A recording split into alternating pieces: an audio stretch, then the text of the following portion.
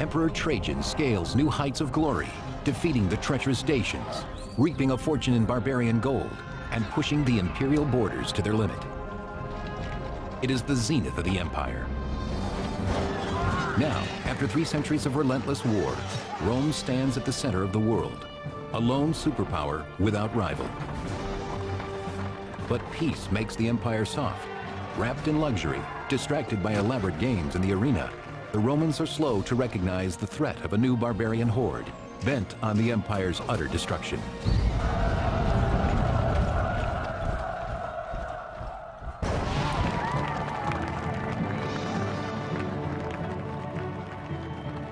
In the 200 years following Julius Caesar's death, the empire blossoms. Peace and prosperity usher in Rome's golden and silver ages. But it may be too much of a good thing. The peace had, of course, allowed Rome to concentrate their economic energies inward, away from military affairs. And it's this that may have produced the sort of general air of prosperity and flourishing of arts. It may also, however, have had various pernicious side effects. The people, as they became used to not fighting, found themselves subsequently reluctant to fight. They may have left themselves somewhat less prepared than they otherwise would have been. But barbarians along the frontier, ever restless, continue to probe and raid, seeking weak spots on the empire's immense borders. By 160 AD, the border stretches across 3 continents, and 400,000 soldiers protect the 50 million people lucky enough to live inside. Back in Rome, the young heirs to the imperial throne live a comfortable life in their father's palace. Their names are Marcus Aurelius and Lucius Verus. Plucked from separate aristocratic families while still boys, both are adopted by Emperor Antoninus Pius, who has no sons of his own. The princes could not be more different, according to 3rd century historian Cassius Dio. Marcus was often frail of health and devoted the greater part of his time to letters. Verus, on the other hand, was a vigorous man of younger years. A free spirit, Verus's rowdy exploits frequently shock Rome. In contrast, intellectual Marcus Aurelius takes his position seriously. Marcus Aurelius had been groomed for rule longer than just about anyone else in the history of the empire. Between his 2 sons, Emperor Antoninus has a clear favorite, the scholarly Marcus. To him, he gives his prized possession, his daughter Faustina, making Marcus the senior heir.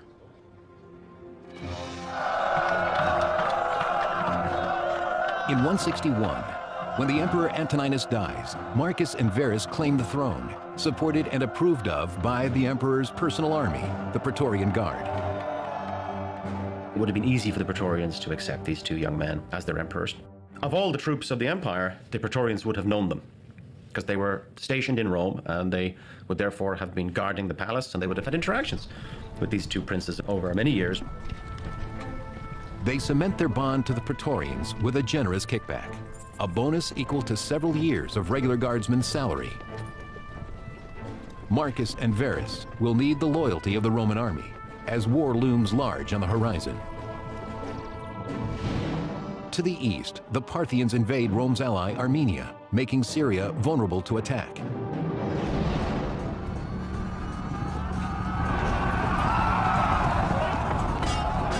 Classical historian Cassius Dio. The Parthian general hemmed in the Romans on all sides, striking them down and destroying the whole force, leaders and all. The fighting is savage, and Roman forces cannot hold against the Parthian assault.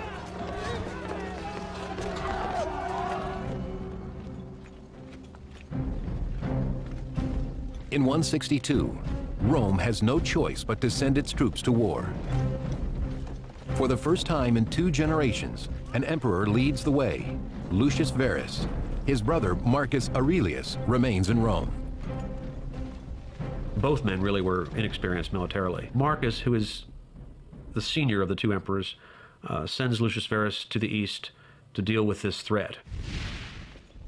Verus marches from Rome to a comfortable headquarters in Antioch, far from the battlefront. He's constantly in communication, or at least his bureaucracy is constantly in communication with leaders on the front. But mostly this is a leadership in absentia. And it works. It works as long as you've got good leaders up front.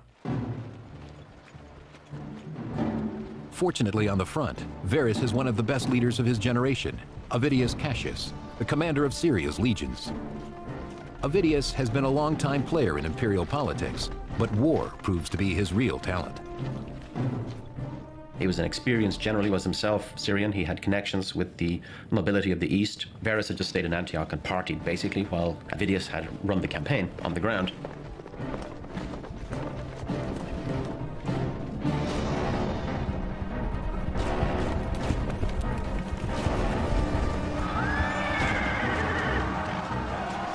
Avidius masterminds a string of victories that take the Romans into the Parthian heartland, face to face with their enemy.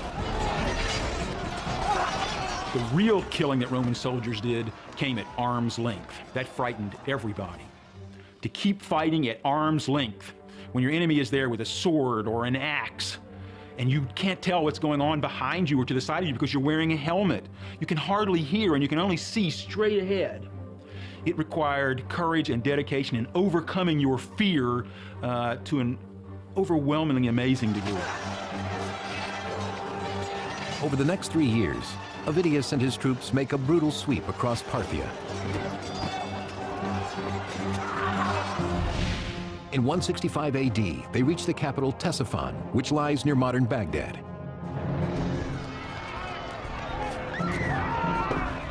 The Romans cruelly ravaged the ancient city. Classical historian Cassius Dio. When the Parthian king was deserted by his allies, Avidius pursued him into Ctesiphon and razed his palace to the ground. The looting gets out of hand. While plundering the temples of the local gods, the soldiers steal sacred vessels and other treasures. It's an abomination to violate temples. Divine punishment for the crime comes swift and furious. The soldiers contract a deadly disease from their Parthian victims, possibly bubonic plague. The Romans leave Ctesiphon swollen on success and unwittingly carrying contagion. Having conquered Parthia and secured the Eastern Empire, Avidius and Emperor Verus return to Italy. The city honors the glorious victory with a magnificent parade, public feasts, and games that pit gladiators against captives, all part of an extraordinary exhibition known as a triumph. Hundreds of thousands of people would be coming out to watch. They'd be waving flags, throwing things, and cheering as the army went by. And then behind that would be just a massive display of captured loot, captives, heaps of arms that had been captured. So it was really an enormous public occasion. Months in the making at the cost of a small fortune, the triumph is a once-in-a-lifetime experience. Verus celebrates with his new bride Lucilla, the daughter of his brother and co-emperor Marcus. When Marcus Aurelius and Lucius Verus celebrated this triumph in the 160s, the whole generation had been born and had reached middle age and had never seen a triumph. So it was a huge event. It would have been a major event. But Emperor Marcus is unable to enjoy the festivities.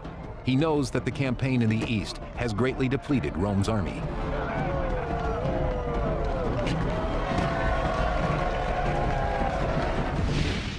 And even as Rome parties, savage barbarians prepare to attack the reduced defenses on the empire's northern frontier.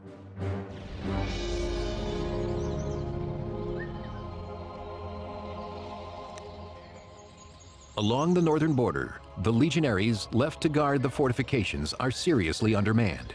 Too few troops have returned from the war in the east. The guards make an easy target for barbarian tribesmen who creep out of the dense woods to prey on the Romans.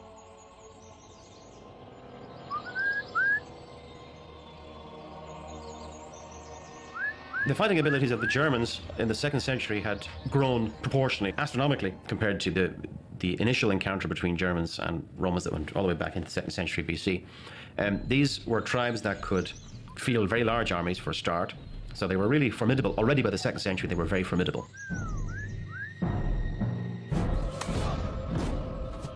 Out on the edges of the empire, soldiers are mercilessly cut down. The dark forests of Germania become their tomb.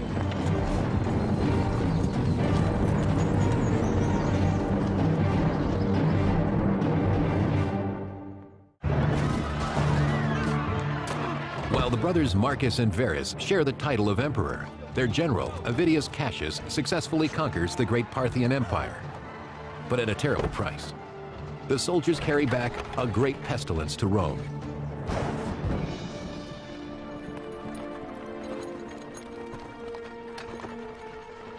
The Parthian War of Marcus's adopted brother, Lucius Verus, seems to have been responsible for bringing back some form of plague into the Mediterranean basin, which led to simply untold devastation of the population of the empire.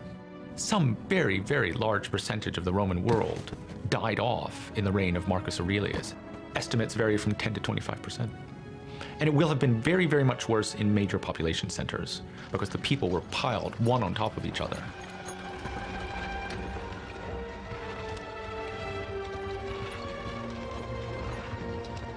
Charlatans prey on the people's fears, selling bogus herbal charms to ward off disease. They say the plague is the gods' revenge for raiding Parthian temples. Emperor Marcus must atone for their sin with a sacrifice. The only rational response for a Roman emperor in the face of a giant natural disaster like a plague was to try to restore our peace with the gods by increasing sacrifices, by increasing public manifestations of devotion to the gods. Because in a case of a natural disaster, the emperor had the responsibility of preserving the people by winning back the goodwill of the gods. Despite 7 days of sacrifice, the gods are still hungry. The death toll continues to rise, especially among the troops in the army camps. So a lot of experienced soldiers would have been lost, and large numbers of the civilian population. So it was hard to rebound quickly. Wounded and sick, the empire is weak. Its enemies swoop in for the kill. In 167, 6,000 German barbarians crossed the Danube River and burst into the Roman province of Pannonia. They ravaged the unprotected provincials at will, plundering villages and taking hundreds of hostages. Some barbarians even claim land. We don't know whether they're just raiding or whether they want to migrate. A lot of the tribes see the advantages of Roman civilization, would like to have a piece of the action. So raids become frequent, and it's hard for Marcus to mobilize the troops to keep them out.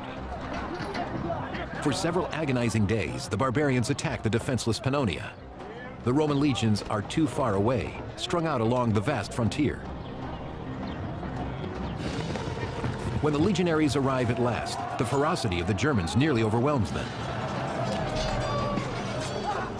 I suspect that a lot of them would have had imitation style or even captured Roman equipment. So I think a German army of the time of Marcus Aurelius would have presented quite a formidable facade. Just as the first wave falters, more Roman troops arrive from other points along the border. Their well-timed cavalry assault, coupled with fresh infantry, forces the barbarians to retreat.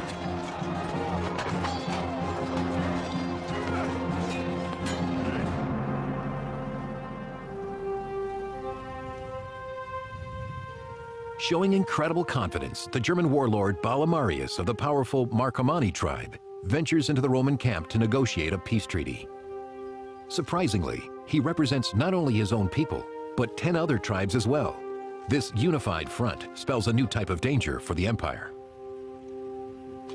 The German threat that Marcus faced was different from the one that had been faced by earlier emperors. They've become more organized, their societies have changed, probably by influence and exposure to the Romans. There's a great irony there.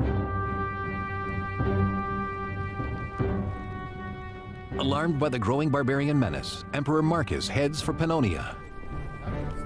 With no experience in battle, Emperor Marcus must rely on his chief military officer, Pompeianus, to help him earn his glory. German raids had gone across the Danube, stealing cattle, stealing slaves, stealing goods for centuries. Why now does Rome actually decide it's going to lead an expedition, a punitive expedition against these Germans? In my estimation, Marcus Aurelius is simply building that into a case for more military activity in order to give himself more legitimacy in Rome. Though Marcus's brother, Emperor Verus, also joins the campaign, he is drunk and unwell. Before they can even reach the border, Verus succumbs to plague, forcing the entire expedition to turn back. Marcus has no choice but to return to Rome with his brother's body, abandoning the northern border to the ever-growing barbarian threat.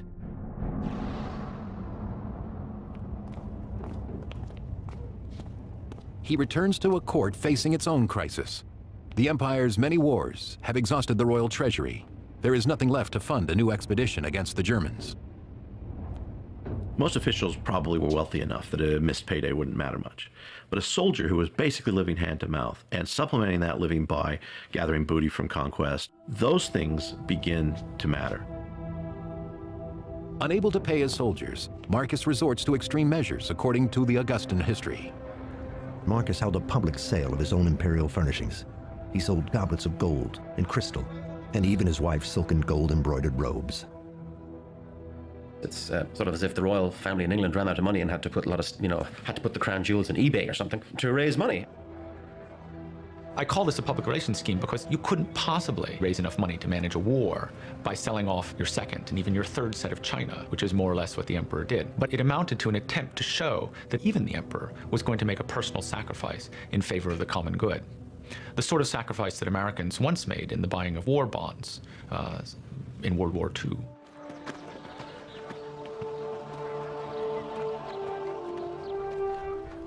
Marcus's recruiters hope the money will help lure new soldiers for the German war, but the call to arms gets few takers. The Roman Empire was suffering a huge drain in manpower and economic power, and this may well have made people reluctant to sign up and left families terribly, terribly reluctant to send off healthy young males to war. Research and attacks of plague also stretched the empire's resources to the limit. Scandalously, Pompeianus, Emperor Marcus's chief military advisor, turns to the dregs of society, as the Augustan history reports. They armed gladiators and turned the bandits of Dalmatia into soldiers. They even trained slaves for military service. Pompeianus is appalled by the quality of recruits, but before he can prepare this ragtag army for war, disaster strikes on the empire's border. In 169, swarms of German warrior bands attack Roman provinces on the Danube. Marcus and Pompeianus must lead their new legions north to Germania, ready or not. Fighting on the barbarians' home turf, the inexperienced Roman army is clearly outmatched. When Germans were able to draw the Romans across the Danube and fight in forested terrain where the Roman soldiers were not able to develop their military lines, not able to use their auxiliaries effectively, the Germans had the advantage, and they often won. In the spring of 170, the greatest of the German tribes, the Marcomanni and the Quadi, square off against the Romans and crush them. Marcus Aurelius is definitely something special, but does that mean that he's a good leader? How effectively can you lead the troops in the battle? The fact is that Marcus Aurelius' record there is not good. Marcus's first major battle results in the massacre of 20,000 Romans. It is the worst Roman defeat in a century. Emperor Marcus Aurelius leads his first army to battle against the Germans and fails utterly. Then disaster strikes behind him. While Marcus is bogged down on the Danube, other Germans push into Italy itself.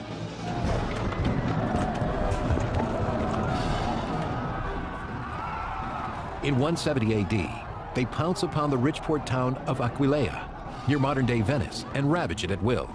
It is the first time in 3 centuries that barbarians raid the Italian heartland.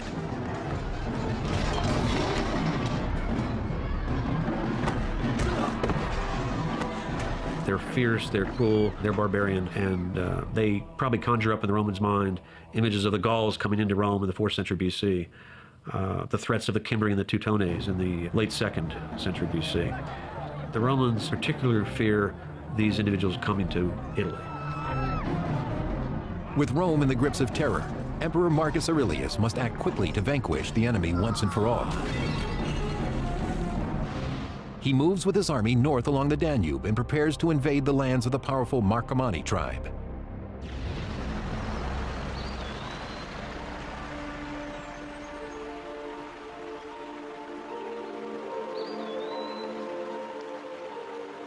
The cold green forests of the north are alien to the Roman emperor. Alone and far from the only home he has ever known, Marcus adjusts poorly to the rugged life of an army officer. His health declines.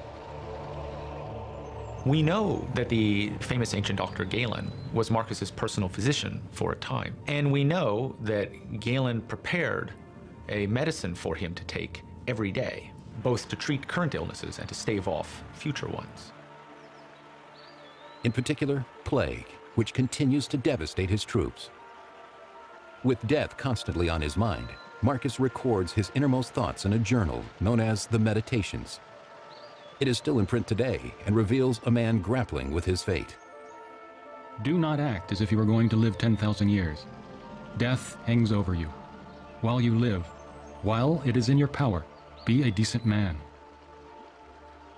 Philosophy gives him a way of dealing with the crises, of dealing with the unpleasant things he has to face on a daily basis along the Danube. The solitude of the deep German woods is a far cry from the chaos and bloodshed Marcus will meet on the battlefield. He launches a series of military strikes in the lands of the most dangerous tribes, the Sarmatians, the Quadi, and the Marcomanni.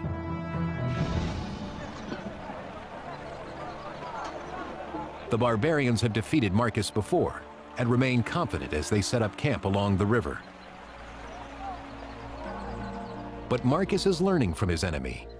He abandons the established Roman line formation in favor of smaller, more mobile units called vexellations. These give his army greater flexibility as they maneuver through the trees.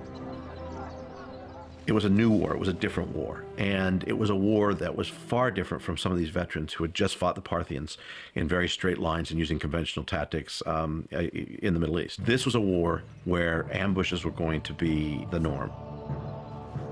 When the barbarians least suspect it, the Romans swoop in.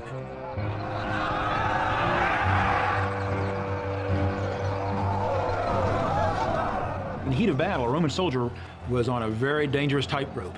He had to balance this incredible adrenaline rush that would lead him to attack. He had to stay calm even though his hormones are overcoming him. He had to set aside the natural panic that affects anybody when you're going to be only 2 feet away in a killing zone that's just as dangerous to you as to your enemy.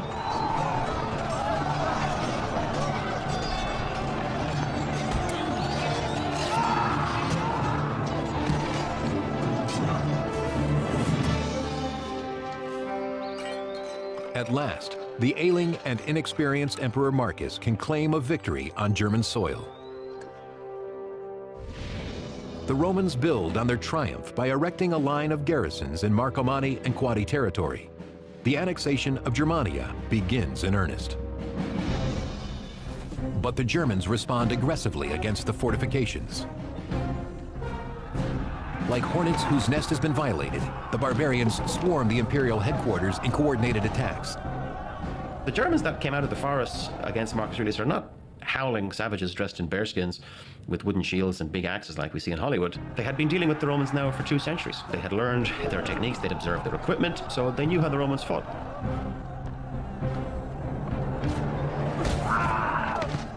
If they breach the fortress, the Romans know they will destroy everyone inside. Inside the fortress, Marcus Aurelius moves among his men, restoring their spirits and exposing himself to danger. He may well have felt, out of some sense of personal responsibility, of which we would entirely approve, that if he was going to send men to their death in war, that he ought in fact to be present, to take an interest, to manage those campaigns.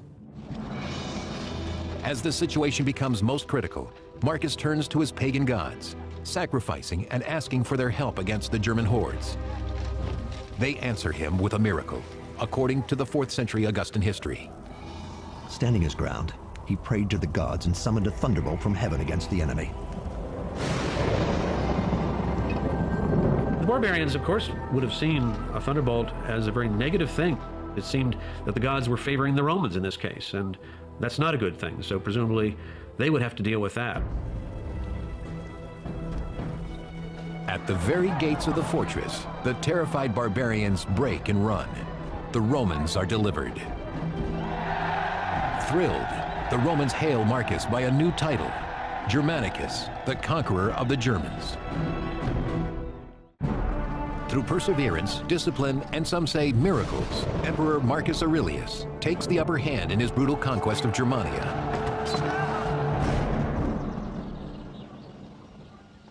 Even the peaceful German farming communities are not safe from Marcus's wrath.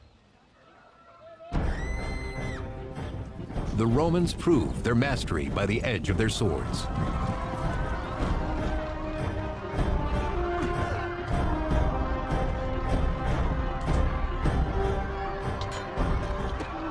A lot of these wars against the Germans were genocidal kinds of wars. Romans attacking villages, wiping everyone out, carrying women and children off into slavery. We see soldiers bringing heads of defeated enemies to get rewards. The Romans record the ugliness of the conflict on a towering monument, which commemorates Marcus's German campaigns. It is known as the Aurelian Column. The Marcus Aurelius column is saying this is a brutal, nasty business that your emperor is doing for your safety, and this is the cost of it. You know, it's not pleasant. In the German tribal lands, Marcus carves out two new Roman provinces, Marcomannia and Sarmatia. But just as they seem to be stabilizing, disturbing news comes from an unexpected quarter: Egypt.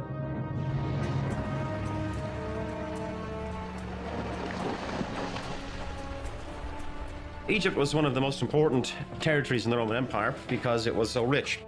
There were sort of fears that somebody who controlled Egypt might threaten the entire empire. These fears prove well-founded when Egyptian rebels lead a bloody revolt against their Roman leaders. The terror in the desert only increases.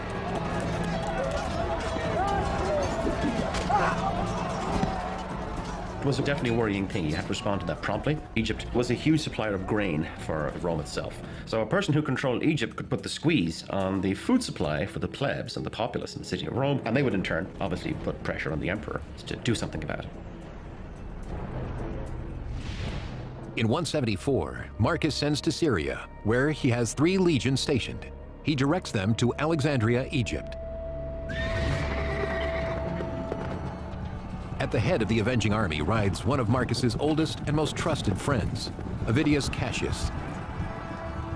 Marcus Aurelius designated a famous and successful general under his command, Avidius Cassius, to have an overarching command in the eastern half of the empire, superordinate to provincial governors.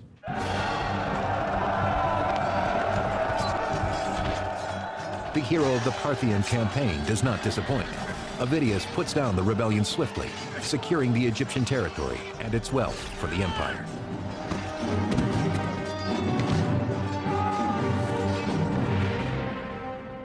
But along the empire's northern border in Germania, the enemy is much more elusive. The German campaign seems to go on without end. I mean, he is making progress. But when you drive back one tribe, another one might appear 50 miles up the river, and you have to deal with that. For 7 years, Marcus has battled the barbarians in the dense northern forests to the wretched decline of his own health. In 175, he falls ill on the German frontier. Whether it is plague or ulcers, his death seems imminent. His nurse and wife, the Empress Faustina, has stood by him for 20 years. Now she worries about her own future. If you're an empress or a princess, it's very clear what happens if the male that you're attached to dies or falls from grace or is usurped. Then your life expectancy can be reckoned in minutes, along with that of your children. You want to be sure that your husband is doing well and is healthy and is supported. And if he's not, then you need to be thinking about contingencies. Grief overwhelms Faustina. Who will protect her if he dies? She offers her hand and the empire to another noble, Avidius Cassius, the popular commander of the armies in Egypt. Eager to gain the glory he knows he deserves, Avidius leaps at the chance to become emperor. The Augustan history. While Marcus still breathed, Avidius Cassius spread false rumors of his death. Indeed, he told his army that the Senate had already decreed Marcus a god. Then, he declared himself emperor. Commodus may also have felt that it was for the benefit of the people. I mean, Marcus Aurelius is considered to be a good emperor, but he was not a strong emperor in many ways. Not necessarily so good in the military arena.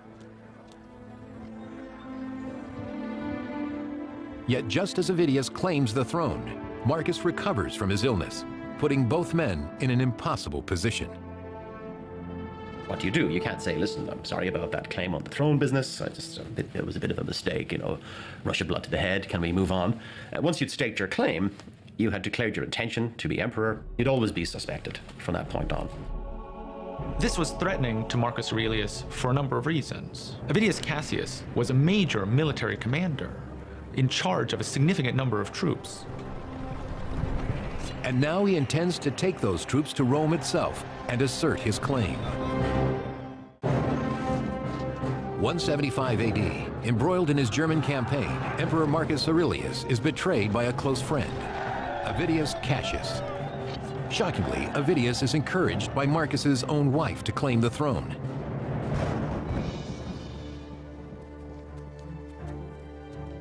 Marcus must crush the revolt of Avidius Cassius. He must deal with the betrayal by his wife.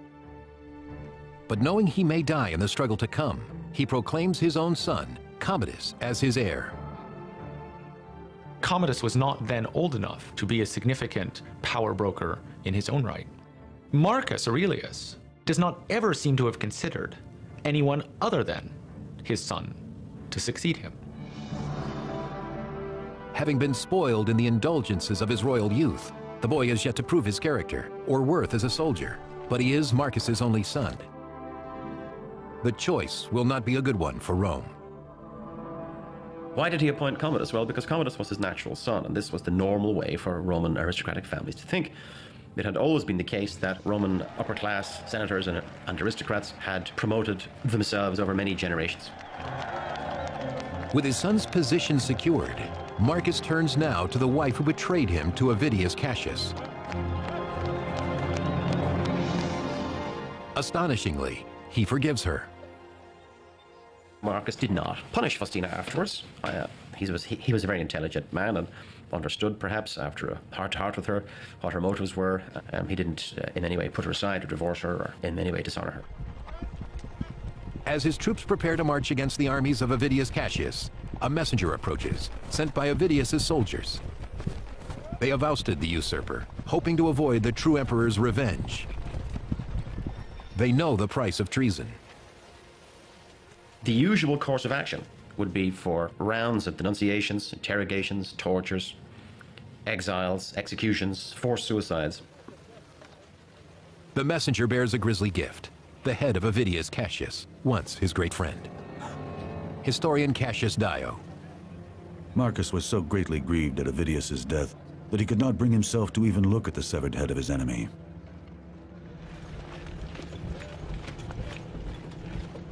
The rebellion is finished, and Marcus can turn again to the great project of his life, conquering the German barbarians once and for all. The rebellion interrupts his campaign. He has to divert resources, divert troops, shift money, and that causes a disruption in his plan. The barbarians take advantage of such distractions. In 178, Marcus sends in troops to face down a violent band of rebels on the Danube River. Their savagery has only increased. It was so overwhelming to face these barbarians, taller, louder, smelling, looking different, that sometimes you'd have to drink before you went into battle to calm your nerves. Marcus must subdue this enemy, or his years of hard work on the frontier will come to nothing.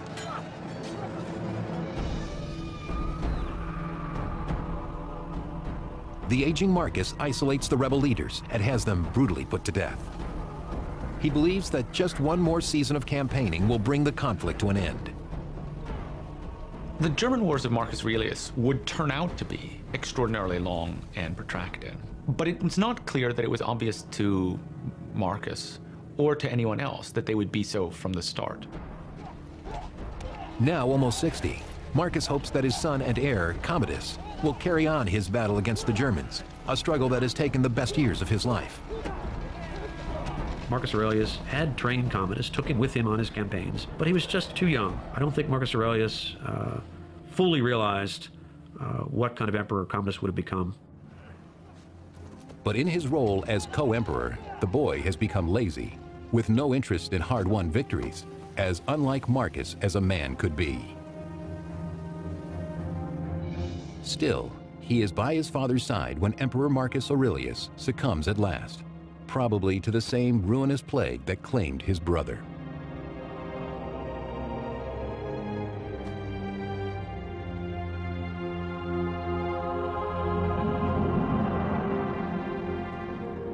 Just 19, Commodus has no patience for warfare and longs for the good life in Rome. He doesn't have the leadership or the vision that his father had, and he pretty much backs off of the campaigns along the Danube. Long term, it's a very negative thing for Rome. With weak treaties and reduced garrisons, the new emperor Commodus abandons Germania, squandering 13 years of struggle and bloodshed to return to the comfort of Rome.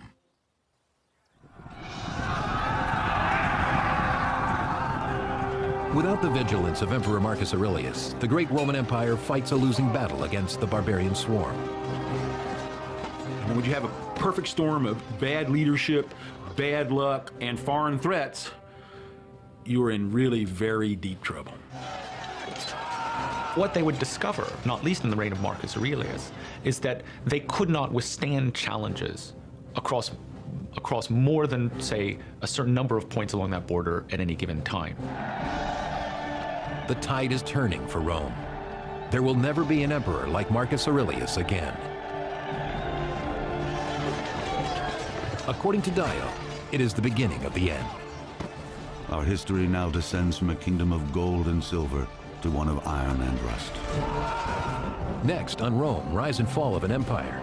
Just when the empire needs them most, Rome's ancient gods are threatened by a new religion, Christianity. As plague strikes and barbarians attack, Emperor Decius must find a way to quell the gods' wrath, or all will be lost.